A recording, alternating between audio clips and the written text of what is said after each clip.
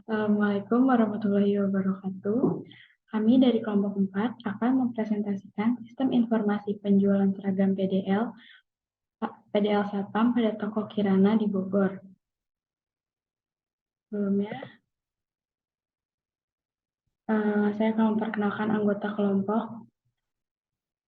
Dengan saya sendiri, Raisa Safa, dengan tugas skenario, lalu teman saya, Fairuz Salma, dengan tugas perancangan, lalu Ahmad Latansa dengan tugas database, dan Muhammad Fauzan sebagai programmer.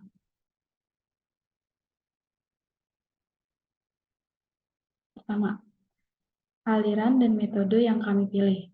Aliran, kami memilih iteratif karena kami mengkhawatirkan di tengah pembuatan membutuhkan data tambahan atau terjadi kesalahan pada sistem yang dibuat. Sehingga dengan menggunakan aliran ini, kami dapat kembali ke narasumber untuk meminta data dan kembali bertanya pada narasumber. Aliran iteratif ini juga lebih dinamis dibandingkan aliran proses yang lain. Karena apabila ada proses yang tidak tepat, perulangan dapat dilakukan. Lalu metode. Alasan kami memilih metode prototype karena ini mengacu pada kepuasan pelanggan. Selain itu, pada metode ini kami dapat menjalin komunikasi yang baik dengan pelanggan karena pelanggan berperan aktif dalam pembuatan sistem, sehingga pelanggan akan lebih mudah memahami sistem informasi ini.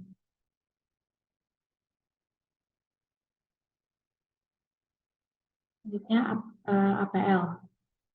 APL adalah arsitektur perangkat lunak, terdiri dari 3 bagian, yaitu input yang berada pada daerah paling kiri yang merupakan seluruh tabel yang terlibat menjadi inputan ke dalam sistem.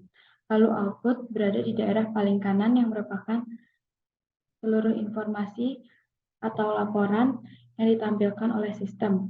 Lalu proses berada pada daerah tengah yang merupakan seluruh proses yang terjadi di dalam sistem.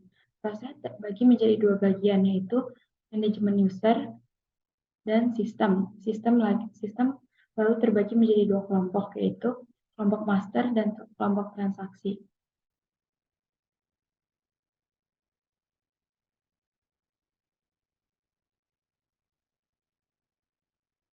Lalu ini adalah APL dari sistem informasi yang kami buat. Pertama, input ada user ke dalam manajemen user, lalu outputnya adalah info user. Lalu produk, outputnya adalah info produk, pelanggan, lalu outputnya info pelanggan, supplier, mengeluarkan info supplier, lalu ukuran, mengeluarkan info ukuran, lalu barang masuk, info barang masuk, beli, info beli, info jual, lalu kwitansi, bayar, info bayar. Selanjutnya, diagram konteks. Diagram konteks adalah diagram yang terdiri dari suatu proses dan menggambarkan ruang lingkup suatu sistem. Diagram konteks merupakan level tertinggi dari DFD yang menggambarkan seluruh input ke sistem atau output dari sistem. Ia akan memberi gambaran tentang keseluruhan sistem. Ini adalah diagram konteks dari sistem yang kami buat. Pertama, owner dapat menginput user, lalu pada sistem, lalu sistem memproses dan mengeluarkan info user, lalu login, owner dapat login, lalu sistem memproses dan info login keluar. Setelah itu, kasir dapat melakukan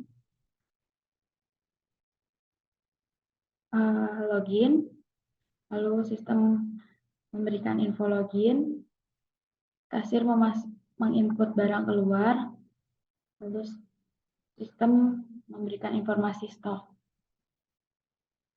Dan kasir juga dapat membuat laporan. Kemudian, owner juga dapat menginput barang masuk ke dalam sistem, lalu sistem mengeluarkan info barang masuk. Lalu owner owner melihat membeli barang ke supplier, beli info supplier, lalu owner juga dapat melihat info laporan.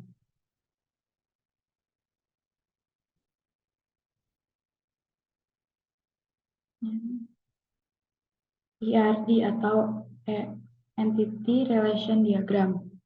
Entity Relation Diagram merupakan model data berupa notasi grafis dalam pemodelan data konseptual yang menggambarkan hubungan antara penyimpan.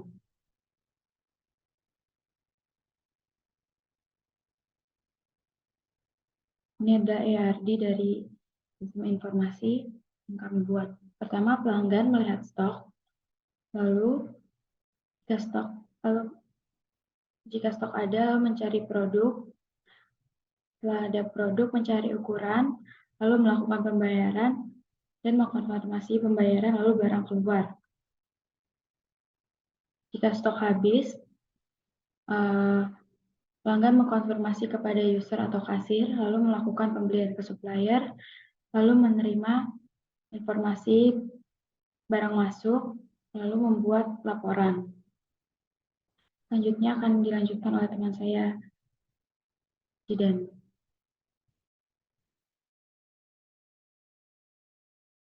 Database. Database adalah sebuah kumpulan yang terorganisir secara terstruktur dan disimpan dalam sistem komputer. Database dirancang untuk menyimpan, mengelola, mengakses data dengan efisien. Data dalam database dapat berupa informasi yang berhubungan seperti entitas-entitas tertentu seperti orang, produk, transaksi, atau apapun yang relevan dengan sistem yang menggunakan database.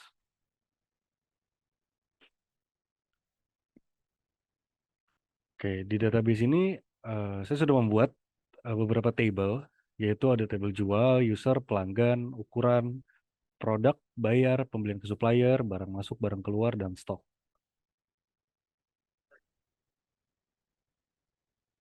Kemudian di relasi ini, user dapat melihat stok, dan di dalam stok itu ada informasi dari pembelian ke supplier. Dari pembelian ke supplier ini adalah ada informasi yang masuk ke barang masuk, kemudian masuk lagi ke stok, kemudian barang masuk ini masuk ke produk, kemudian ke ukuran, dan dari produk ini kita bisa masuk ke tabel jual. Nah, di sini pelanggan bisa mengakses tabel jual. Jadi dalam tabel jual yaitu ada ID jual, ID produk, ID pelanggan, total bayar, ID barang keluar, dan ID bayar. Kemudian ada tabel bayar yaitu ada ID bayar, ID pelanggan, ID produk, total bayar, dan berakhir di barang keluar.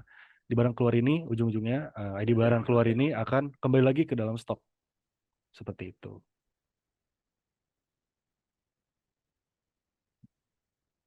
Oke, UML atau Unified Modeling Language. Diagram use case merupakan gambaran atau representasi dari interaksi yang terjadi antara sistem dan lingkungannya. Use case adalah teknik penemuan kebutuhan perangkat lunak yang dikenalkan pertama kali dalam metode pendekatan berbasis objek yang dikembangkan oleh Jacobson dan kawan-kawan pada tahun 1990-an. Next. Di sini ada use case UML yaitu dari owner. Owner bisa memulai user, ada login, membeli barang ke supplier, barang masuk, barang keluar, melihat data pelanggan, membuka transaksi pembelian, dan laporan transaksi. Nah, di sini ada kasir. Kasir bisa mengakses login, barang keluar, melihat data pelanggan, membuka transaksi pembelian, dan membuka transaksi penjualan. Extend laporan stok, kemudian mencetak transaksi penjualan. Skip. Sequence diagram. Sequence diagram atau diagram urutan adalah sebuah diagram yang digunakan untuk menjelaskan dan menampilkan sebuah interaksi antara objek-objek dalam sebuah sistem secara terperinci. Selain itu, sequence diagram juga akan menampilkan pesan atau perintah yang dikirim beserta waktu pelaksanaannya. Nah, di sini ada sequence diagram. Di sequence diagram ini ada owner, yaitu bisa mendaftar ke sistem, kemudian membuat akun, memasukkan user dan password, membuat validasi, login berhasil, dan bisa akses ke menu utama. Next. Di sini ada sequence diagram login, yaitu ada owner atau kasir membuka sistem, kemudian menampilkan tampilan login, memasukkan user dan password, kemudian validasi, login berhasil, dan berhasil mengakses menu utama.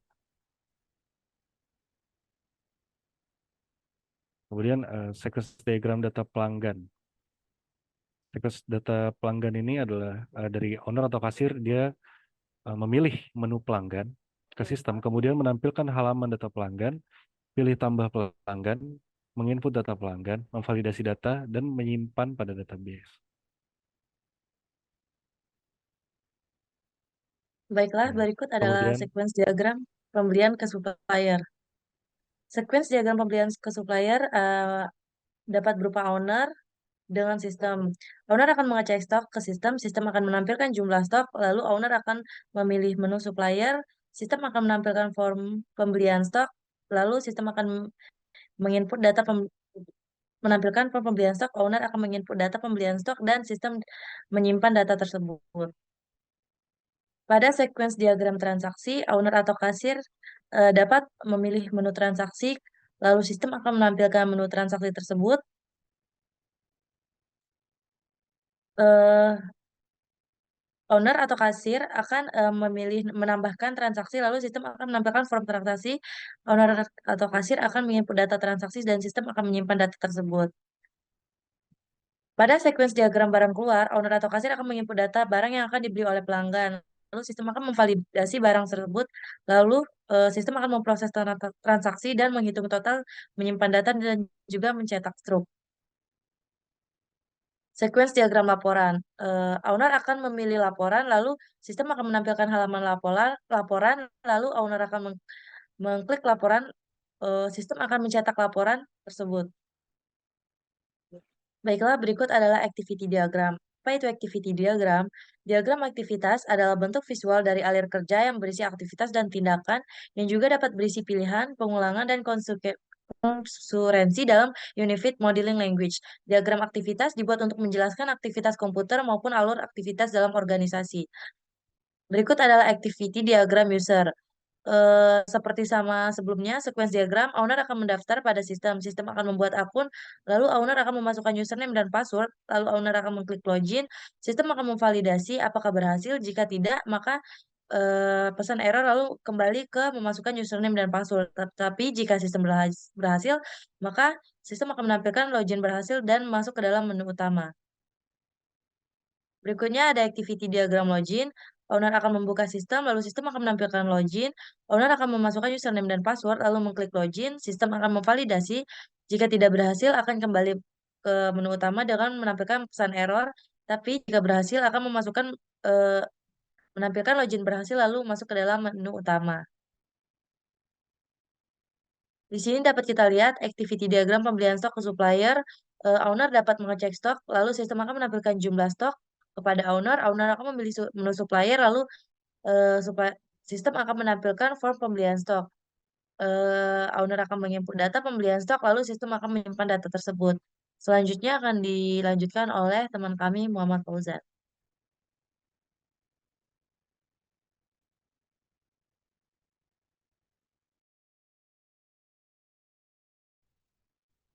Baik, baiklah, selanjutnya ada activity diagram. Di sini ada activity diagram pembayaran ke supplier. Di sini ada owner dan sistem. Dari owner membuka tampilan pembayaran barang masuk, kemudian menginput bayar dan membayar data pembayaran.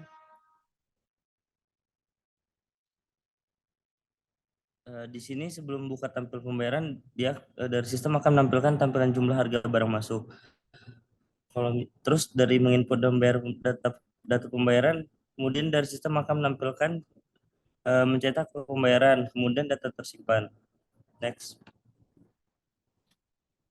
Selanjutnya ada activity diagram. Di sini ada owner atau kasir dan sistem.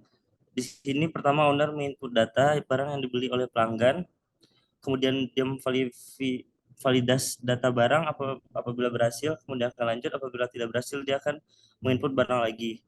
Apabila barang yang berhasil tadi, kemudian akan memproses transaksi, kemudian dia akan menghitung, simpan data, dan cetak struk. Next.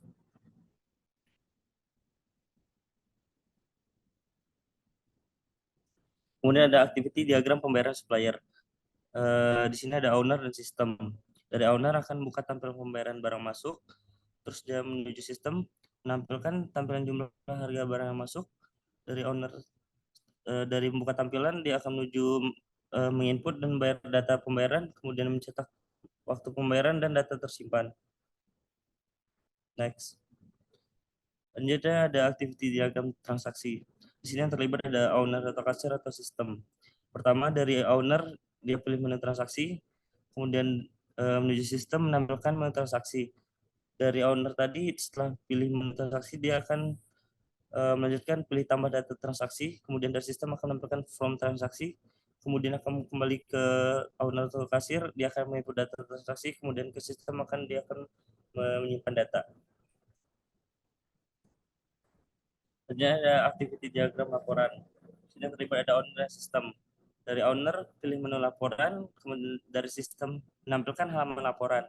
Kemudian dari owner akan mengklik laporan dan sistem akan mencetak laporan. Selanjutnya case diagram. Case diagram adalah salah satu jenis diagram dalam pemodelan berorientasi objek yang digunakan untuk menggambarkan struktur dan hubungan antar kelas dalam sistem. Diagram ini menyajikan representasi visual dari kelas-kelas, atribut-atribut, dan hubungan antara kelas tersebut. Next. Di sini ada contoh dari kelas diagram. Di sini ada jual, ada tabel jual. Kemudian di sini ada login page-nya.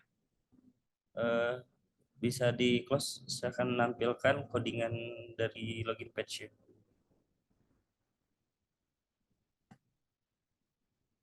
Akan menampilkan navstar-nya. Di navstar ini akan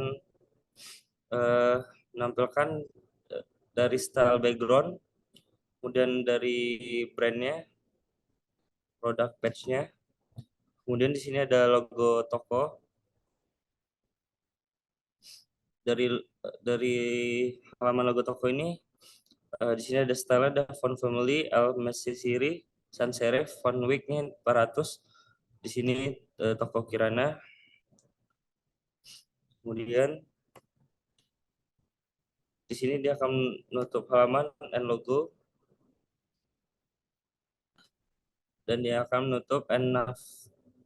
Kemudian di halaman selanjutnya ada login formnya.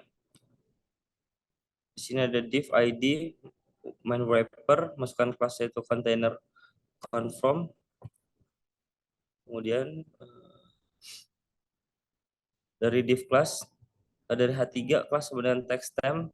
Di sini masukkan untuk login. Kemudian dari H6 kelas, H6 di sini akan memasukkan welcome back. Apabila untuk mengakses ke websitenya. Nah, di sini dari baris ini akan memasukkan ID. Kemudian di halaman selanjutnya di form, di sini ada kelas itu from group, perform example input password. Di sini ada password, dan di sini untuk ID-nya, ini untuk password.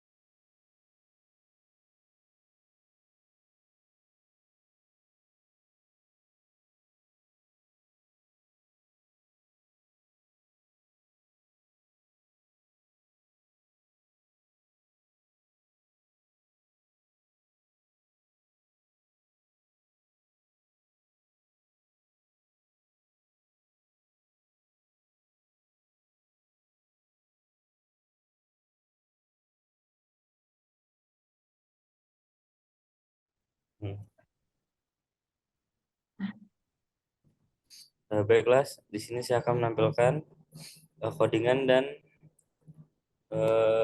website dari login page-nya.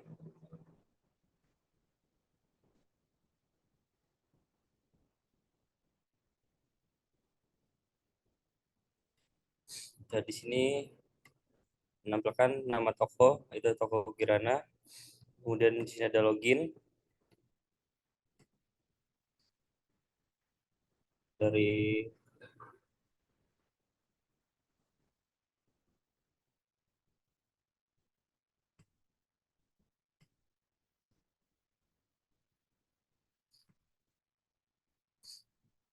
baris ini dia akan menampilkan nama tokonya, toko Kirana. Kemudian untuk login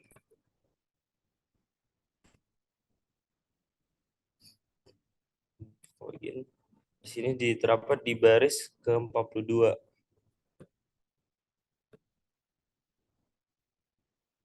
Di sini untuk menu welcome back and enter your ID password to access. Di sini bisa kita lihat di baris 45 sampai 46. Selanjutnya ada di register.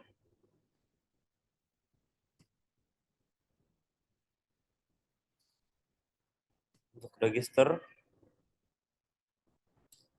terdapat di baris 69, itu A3 kelas text tem itu register. Selanjutnya di sini ada ID dan password.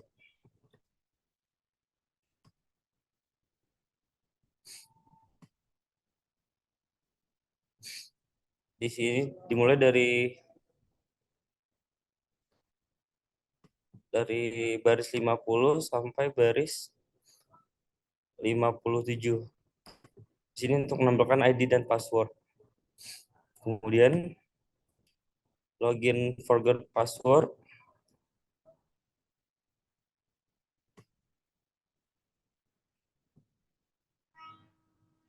Di sini terdapat di baris 59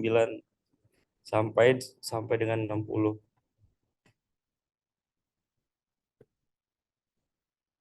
Selanjutnya ada keterangan dari toko kirananya.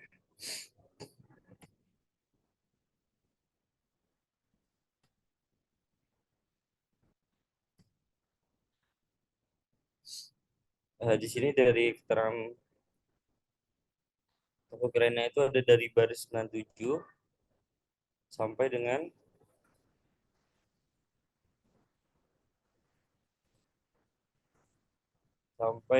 baris 100. Kemudian untuk kontaknya, kontak us, dan beberapa logo dari YouTube, Twitter, dan Instagram.